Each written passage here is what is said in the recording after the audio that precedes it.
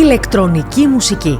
Ένας ψηφιακός κόσμος έκφρασης με εκατομμύρια ιδιαίτερους πολίτες. Ακόμη και τη δεκαετία του 80, πολλοί δημοσιογράφοι θεωρούσαν ότι αυτή δεν είναι αληθινή μουσική. Είχαν πει Depeche Mode. Πίστευαν ότι πατάς ένα κουμπί στο synthesizer και πετάγεται έτοιμο ένα τραγούδι, θυμήθηκαν οι OMD. Σε αυτό το επεισόδιο θα συνεχίσουμε το αφιέρωμά μας στους κορυφαίους της Electro. Θα περπατήσουμε σε γκρίζες και μουντές βιομηχανικές βρετανικές συνοικίες του 70, αλλά και σε παλιές ιστορικές σειρές επιστημονικής φαντασίας. Θα μιλήσουμε για δύο ξεχωριστές γυναίκες μαζί και με μια δικιά μας δυσάρεστη εμπειρία για το θέμα γυναίκα γενικά, αλλά και για ένα ακόμη ξεχωριστό Έλληνα. Συνιστούμε, αν δεν το είδατε, να ξεκινήσετε από το πρώτο μέρος για να έχετε την πλήρη εικόνα. Είμαι η Δήμη. Είμαι η Νάτα, είμαστε οι Book Twins και ας ξαναβάλουμε το Moog ή Moog, όπως το προφέρουν οι μοιημένοι, στην πρίζα. Γιατί και σήμερα κυριαρχεί στην κουβέντα, όπως και η φωνή του περίπου αλόβητου. Κάντε εγγραφή στο κανάλι μας για να απολαμβάνετε ιστορίες από την καλή πλευρά της μουσικής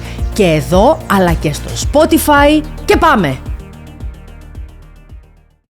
70's λοιπόν και ο πρωτοποριακός ήχος των Kraftwerk, μιλήσαμε στο πρώτο μέρος για αυτούς, δείτε το, επηρέασε καταλυτικά μία νέα γενιά συγκροτημάτων, κυρίως στη Βρετανία. Ήταν 1975, δεν είχαμε γεννηθεί ακόμη, όταν οι Γερμανοί έπαιξαν για πρώτη φορά σε ένα κλαμπ του Λίβερπουλ και εκεί στα παρασκήνια πήγαν και τους συνάντησαν δύο νεαροί. Συνεπαρμένοι από τη μουσική τους, δήλωσαν ότι πετάνε τις κιθάρες και αγοράζουν synthesizers. «Μας δείξατε το μέλλον της μουσικής», είπε τότε ο Άντι Μακλάσκι. Το όνομά τους ήταν Orchestral Manoeuvres in the Dark ή πιο απλά OMD και το 1980 κυκλοφορούν δύο από τα πρώτα hit του είδους. Το Electricity μαζί με το Enola Gay παραμένουν μέχρι σήμερα δύο διαμάντια. Δύο από τα τραγούδια που τα κλείνει σε διαστημική κάψουλα και τα στέλνει στο διάστημα σαν απόδειξη ύπαρξης καλού, γήινου, ηλεκτροπόπ γούστου στο υπερπέραν. Διαπιστώνω ότι έχεις μια ψύχωση με τα διαστημικά. Δεν είναι τυχαίο που σε φώναζαν ούφο στο σχολείο. Τώρα εξηγούνται πολλά πράγματα. Η τυφών.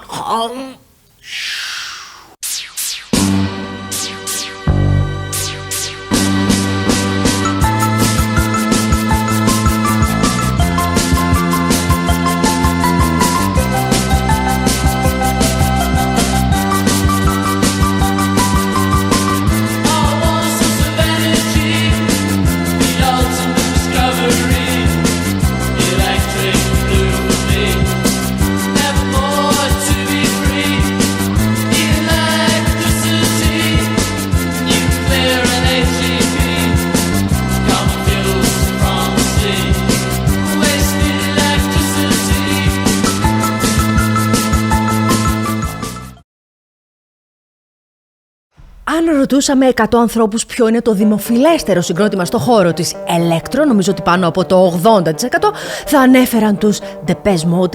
Έκανα και μια δημοσκόπηση στο κανάλι μας πριν από λίγες μέρες. Ξεκίνησαν το 1981 παίζοντας ευχάριστη νεανική ηλεκτροπόπ. Ήταν σχεδόν παιδιά και οι ίδιοι. Και δίσκο με το δίσκο πρόσθεταν ωριμότητα και ωραίο σκοτάδι. Ηχογραφώντας και σαμπλάροντας μέχρι και εργοστασιακούς ήχους, δημιούργησαν εντυπωσιακά industrial μουσικά τοπία. Μαζί με τα τεράστια hits κυρίως στην Ευρώπη, αντιμετώπισαν αρκετή δυσπιστία και αρνητικότητα από τους μουσικούς κριτικούς της εποχής. Η παγκόσμια αναγνώριση όμως και ιδιαίτερα στη μεγάλη αγορά των Ηνωμένων Πολιτειών άργησε μέχρι το 1990 και το άλμπουμ Violator, που περιείχε το Personal Jesus, στο οποίο πρόσθεσαν και ροκ ήχο που θύμιζε New Order. Future Blues το ονόμασε ο Dave Gahan. Παρόλα αυτά και μετά από όσα κάναμε, παραμένουμε ένα pop συγκρότημα, δηλώνει ο Martin Gore το 1996. Ο θάνατος του Andy Fletcher το 2022 ήταν σταθμός στην εξέλιξή τους, το τέλος μιας εποχής θα λέγαμε. Το Live in Silence, ένα τραγούδι που λατρεύω από το δεύτερο δίσκο Broken Frame, στον οποίο εντάχθηκε στο group ο ταλαντούχος Alan Wilder. Στο επίσημο site τους θα βρείτε εξαιρετικά αναλυτική δισκογραφία για τους ψαγμένους.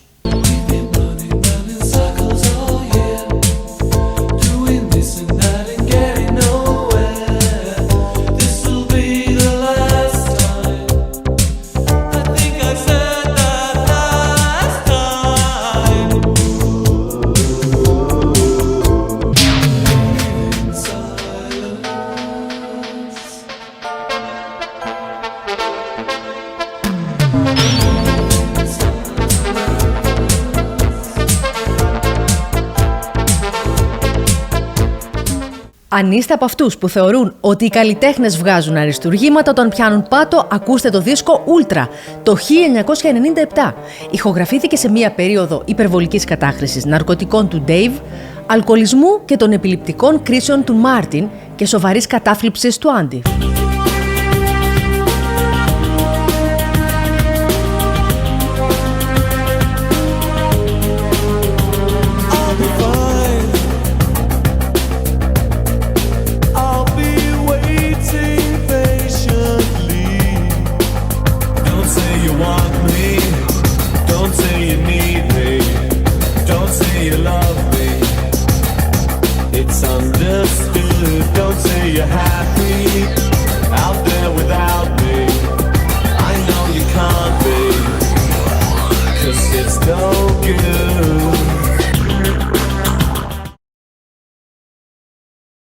Ο Vince Clarke αποχώρησε από τους Depeche Mode αμέσως μετά από τον πρώτο δίσκο. Καθαρό αιμο, στουντιακό άτι, πέρναγε 24 ώρες τη μέρα σε ένα δωμάτιο με synthesizers στο Basildon του Essex. Κάποια στιγμή συνάντησε την R&B τραγουδίστρια Alison Moyet μετά από αγγελία της σε μουσικό περιοδικό όπου έψαχνε μουσικούς για να φτιάξει blues συγκρότημα. Τα βρήκαν και έφτιαξαν το ιστορικό ντουέτο Yazoo. Να σημειωθεί ότι πήγαιναν στο ίδιο μουσικό σχολείο μικροί, αλλά ποτέ δεν είχαν γνωριστεί. Η φωνή και η παρουσία της Άλισον υπήρξε τόσο πληθωρική, σχεδόν ατέριαστη με το στυλ των μουσικών αυτού του είδους, που δύσκολα θα συναντήσουμε παρόμοια μέχρι και σήμερα, θα έλεγα. Δεν είχε καθόλου το image μιας pop star. Σωστά! Ουσιαστικά οι Yazoo παίζανε soul με ψυχρά ηλεκτρικά beat, είχε πει ο The Normal Daniel Miller. Οι Yazoo έβγαλαν μόνο 2 δίσκους, ο συγκεκριμένος με το υπέροχο εξώφυλλο, Eric ήταν ο παραγωγός τους σημειωτέων, περιείχε το Don't Go, την τεράστια επιτυχία τους. Εγώ όμως θέλω να ακούσουμε το Situation που πρωτοέγινε επιτυχία στη Βόρεια Αμερική και το Καναδά. Εκεί βέβαια οι Yazoo ονομάζονταν Yaz, μιας και υπήρχε ήδη άλλο γκρουπ με το ίδιο όνομα.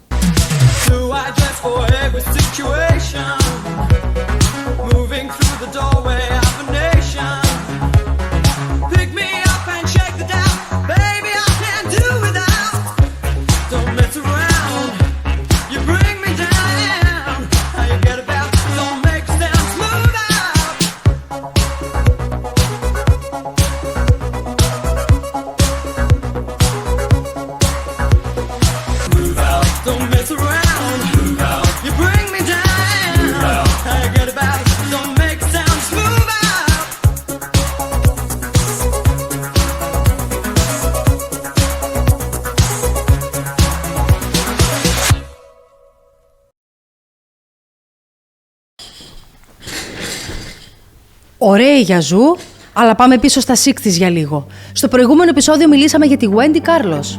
Υπήρξε όμως μία ακόμη θρυλική γυναίκα πριν από τη Wendy και δεν είναι άλλη από τη δημιουργό της μουσικής της θρυλικής σειράς του BBC Doctor Who, που πρωτοπροβλήθηκε το 1963. Πρόκειται για τη μακροβιότερη και πιο επιτυχημένη σειρά επιστημονικής φαντασίας όλων των εποχών, με ήρωα τον άρχοντα του χρόνου, Time Lord, που ταξίδευε στο χρόνο. Πού αλλού?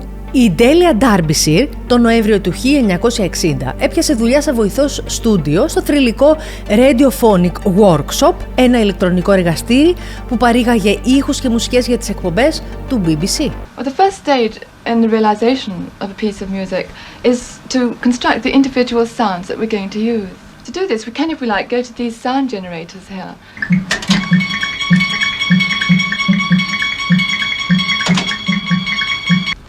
But another technique is to combine a tape of electronic sounds with the playing of live musicians. He's in the studio conducting the musicians in time with the electronic sounds which he is hearing on his headphones. Ο ήχος ήταν όλη της η ζωή και σαν genius που ήταν, πήρε την πρωτότυπη μουσική του Ron Greiner και την ηχογράφησε κυριολεκτικά με τεχνητούς και φυσικούς ήχους και κοπτοραπτική στις μπομπίνες, κομματάκι-κομματάκι, ήχο τον ήχο, εκατοστό το εκατοστό. Ούτε ο ίδιος ο συνθέτης στο τέλος δεν μπόρεσε να αναγνωρίσει το έργο του. Καμία από τις μεταγενέστερες εκτελέσεις του θέματος όμως δεν άγγιξε την μαγεία αυτής της προ-synthesizer εποχής εκτέλεσης. Το όνομα της Delia δεν μπήκε ποτέ στους τίτλους της σειράς μέχρι την 50η ειδική επέτειο του Doctor Who, ενώ η ίδια είχε πεθάνει στο μεταξύ το 2001. Κατόπιν βέβαια της απένιμαν πολλά βραβεία, αλλά τι να τα κάνεις. Αν ποτέ περάσετε από το Coventry, επισκεφτείτε το Derbyshire Way, το δρόμο που έμενε και πήρε το όνομά της. Θέλω να πω εδώ ότι η σχέση γυναικών και ηλεκτρονικής μουσικής δυστυχώς δεν είναι καλή. Φανταστείτε, και είναι ενδεικτικό νομίζω, ότι με βάση τα αναλυτικά στοιχεία του YouTube, το πρώτο μέρος του αφιερώματός μας δεν το είδε μέχρι στιγμής καμία γυναίκα. Ανεξήγητο, Γιατί βρε κορίτσια? Γιατί οι έρευνες λένε ότι οι γυναίκες θέλουν περισσότερη συναισθηματική εμπλοκή στη μουσική και το συγκεκριμένο είδος πιθανότατα δεν τους το προσφέρει αυτό. Λες τελικά να έχουμε εμείς το πρόβλημα που ακούμε και ηλεκτρονική μουσική? Κάτσε να πάρω τηλέφωνο την ψυχολόγο μας για να μας πει να το ψάξουμε λίγο. Who knows, who cares, who?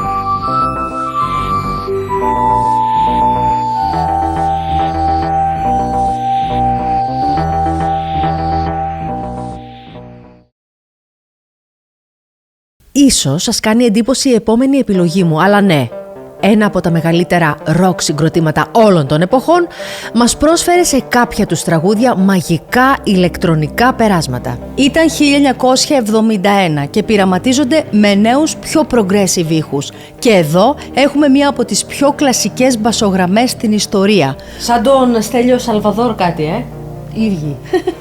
Που θυμίζουν πολύ την baseline του Doctor Who, αν το σκεφτείτε, που κάθε τόσο διακόπτεται από μία ανατριχιαστική παρεμβολή από πλήκτρα. Γι' αυτόν και μόνο το συγκεκριμένο ήχο των πλήκτρων διαλέξαμε αυτό το κομμάτι. Ναι, είναι η Pink Floyd, κύριοι και κυρίες, από το άλμπουμ Medal. Το εξώφυλλο είναι ιδιαίτερα ενιγματικό. Παριστάνει ένα αυτί μέσα στο νερό και τα ηχητικά κύματα που φτάνουν σε αυτό σαν κύκλοι. Σας συνιστώ να το ακούσετε οδηγώντας με ένταση, αλλά σε άδειο δρόμο και μόνοι, γιατί σίγουρα το πόδι θα ταλαιπωρήσει τον γκάζι έτσι απαλά.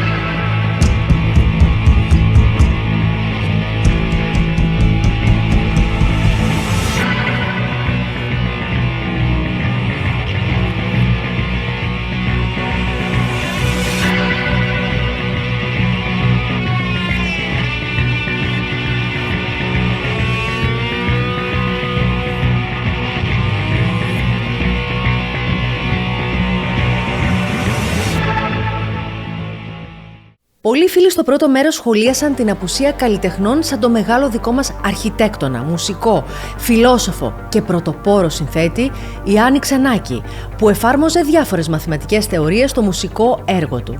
Τον επίσης πρωτοπόρο από τη δεκαετία του 50 John Cage, του οποίου το διάσημο έργο 433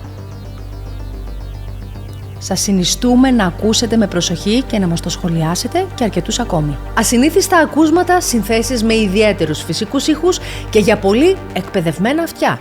Συνιστούμε να τους ψάξετε και να ακούσετε έργα τους. Για μουσικούς και γνώστες σίγουρα αποτελούν το τεμ και πηγές έμπνευσης. Για εμάς τους κοινούς θνητούς φαντάζουν αρκετά δύσκολοι ομολογουμένους. Επιστρέφουμε όμως δεκαετία 80 με μία ακόμη γυναίκα. Βλέπετε, προσπαθούμε να ανακαλύπτουμε τη γυναικεία παρουσία που, κακά τα ψέματα, γενικά δεν έχει καλές επιδόσεις γενικά στη σύνθεση μουσικής. Αν δεν σας λέει κάτι το όνομα Ann Clark, δεν μπορεί να μην έχετε ακούσει σε κάποιο κλαμπ το επόμενο τραγούδι. Η Ann Clark είναι μια ιδιαίτερη περίπτωση. Προσπαθεί να ανακαλύπτει συνεχώς νέους τρόπους έκφρασης και επικοινωνίας με συναίσθημα, μουσική και λέξεις, όπως δήλωσε η ίδια. Από μινιμαλιστική σκανδιναβική jazz, από μελοποιημένη ποίηση του reel και μέχρι πρωτοποριακή ηλεκτρονική μουσική, η Ann Clark κάλυψε ένα πολύ ευρύ μουσικό φάσμα, ξεκινώντας και αυτή από την punk σκηνή του Λονδίνου. Η Clark υπήρξε πρωτοπόρος στη spoken word μουσική, δηλαδή μουσική που δεν τραγουδάς τα λόγια, αλλά απλά τα μιλάς με ποιητικό τρόπο πάνω στη μουσική, για να το πούμε απλά. Κάτι που γουστάρω τρελά προσωπικά. Το Our Darkness έχει θεωρηθεί από το περιοδικό Fact ως ένας από τους 20 καλύτερους industrial δίσκους όλων των εποχών, που και στην Ελλάδα παίχτηκε και χορεύτηκε πολύ. Ύμνος, το ακούς και πετάγεσαι. Τα σέβη μας στην Ann Clark.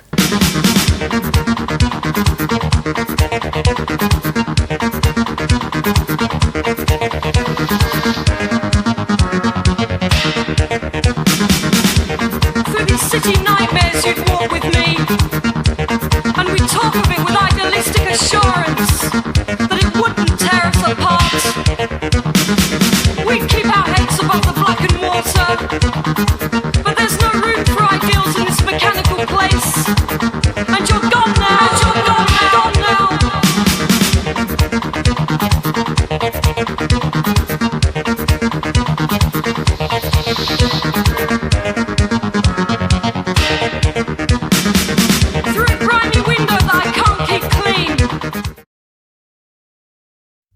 Ο Έλληνας για σήμερα υπήρξε αρχικά μέλος των Μπολ με τις κλασικές επιτυχίες «Άνθρωπε, αγάπα», «Ήλιε μου», «Ο Γέρος» και άλλα ωραία χίπικα εκείνης της εποχής των λουλουδιών. Υπήρξε όμως και λάτρης της ηλεκτρονικής μουσικής και στη μετέπειτα σόλο καριέρα του έφτιαξε πράγματα, κάποια πολύ μπροστά για την εποχή τους, που δεν είχαν την αναγνώριση που τους άξιζαν. Το 1975 γράφει τη μουσική για την τηλεοπτική σειρά «Η Μενεξεδένια Πολιτεία» από το βιβλίο του Άγγελου Τερζάκη, που λίγα χρόνια αργότερα θα τον φέρει σε μια δικαστική διαμάχη με τον Βαγγέλη Παπαθανασίου. Κάτι που του τύχησε πολύ δημιουργικά και ψυχολογικά. Ο Λογαρίδης θεώρησε ότι ο Βαγγέλης έκλεψε την παραπάνω μουσική του στους δρόμους της φωτιάς. Τελικά όμως δεν δικαιώθηκε. Έχουμε στην περιγραφή τα δύο θέματα για να τα ακούσετε και να τα συγκρίνετε. Το 1978, ο Σταύρος Λογαρίδης ηχογραφεί τον πρώτο του προσωπικό δίσκο σε παραγωγή του Γιάννη Πετρίδη, που περιέχει και το παρακάτω φανταστικό μουσικό θέμα. Ο τίτλος σε προειδεάζει για κάτι άλλο ίσως. Το αποτέλεσμα όμως είναι πολύ διαφορετικό. Αποτέλεσε και το μουσικό σήμα της πιο ιστορικής τηλεοπτικής ελληνικής μουσικής εκπομπής του 80, Μουσικόραμα. Τι σας θύμισα τώρα, αγόρια μου, τι να κάνουμε αφού μόνο αγόρια μας βλέπουν από ό,τι φαίνεται.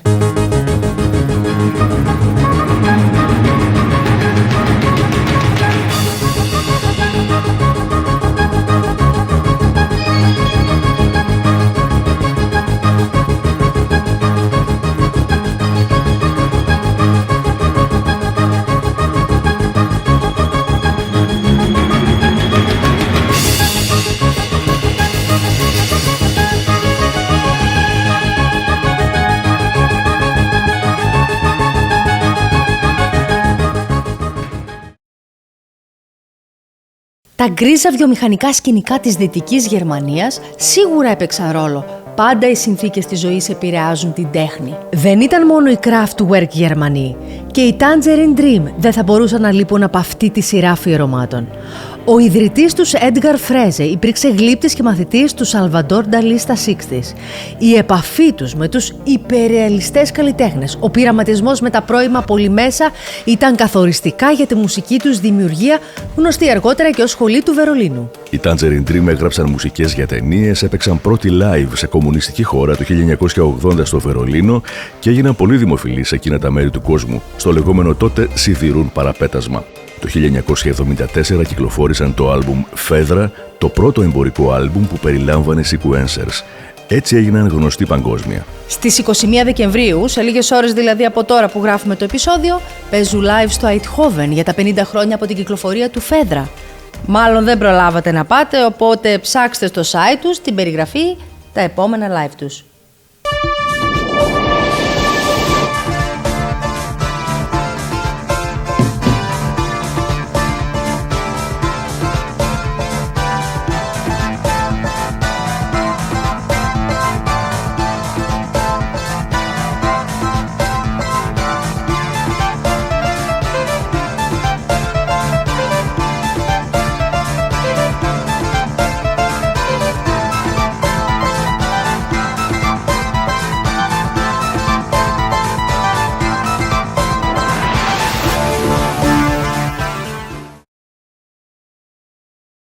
Ο Γκάρι Νιούμαν θεωρείται και αυτός από τους πρωτοπόρους της synth pop. Ξεκίνησε στο Λονδίνο το 1977 παίζοντας punk, την εποχή που το είδος μεσουρανούσε στην Αγγλία. Αλλά κάποια στιγμή, και ενώ ηχογραφούσε με το συγκρότημά του Tube Way Army, ο Γκάρι έπεσε πάνω σε ένα mini Moog. Είπαμε. Τέλος πάντων, που είχε ξεμείνει στο στούντιο προγραμματισμένο σε έναν ήχο που τράβηξε την προσοχή του. Εκεί επήλθε η αλλαγή στον τρόπο που αντιλαμβάνεται τη μουσική. Είμαστε λοιπόν στο 1979 και ο Νιούμαν με την ιδιαίτερη εμφάνισή του, το μακιγιάζ και το ντύσιμο βάζει τις βάσεις για το ύφος και το στυλ των πιο intellectual ηλεκτροσυγκροτημάτων που ακολούθησαν τα επόμενα χρόνια. Ναι, κλασική εμφάνιση 80's New Wave. Μας λένε φίλοι ότι εδώ στην Προξένου Κορομιλά στη Θεσσαλονίκη εκείνα τα χρόνια ήταν το απαραίτητο look για να κυκλοφορείς και να είσαι μέσα στη μόδα.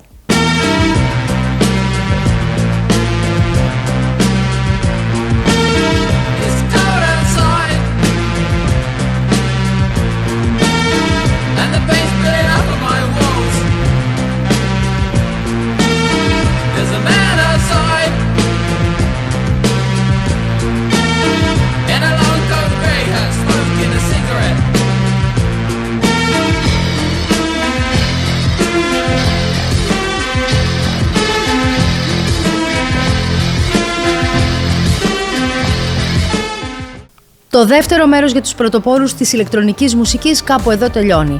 Υπάρχουν πάρα πολλά ονόματα που δεν φιλοξενήσαμε, αλλά που ξέρετε μπορεί να κάνουμε και τρίτο μέρος σύντομα. Είμαι η Δήμη. Είμαι η Νάτα. Είμαστε οι Book Twins. Κάντε εγγραφή στο κανάλι μας για ωραίες ιστορίες από την καλή πλευρά της μουσικής και των τεχνών. Και τα λέμε στο επόμενο. Κάτι ξέχασες? Θα το πω εγώ όμως τώρα αυτή τη φορά. Με ηλεκτρονική μουσική η ζωή δυσκολότερα.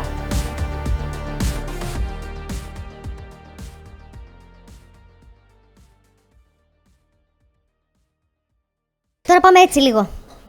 Τώρα απ' την άλλη.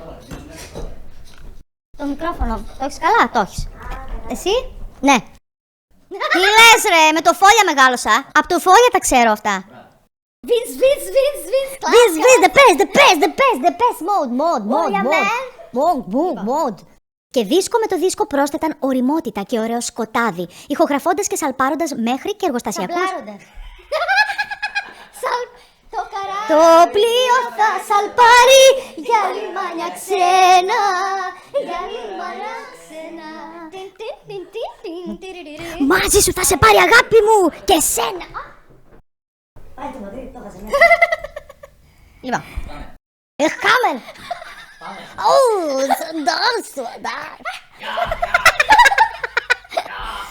Άνθρωπε αγαπά, τη φωτιά σταμάτα και τη δύναμη σου δώσ' στο φίλι σου. Πήγε, είσαι καλά. Too much. Έτσι πιο καλά νιώθω, έτσι πιο. Μην βάλω και τα πόδια την ποτάρα.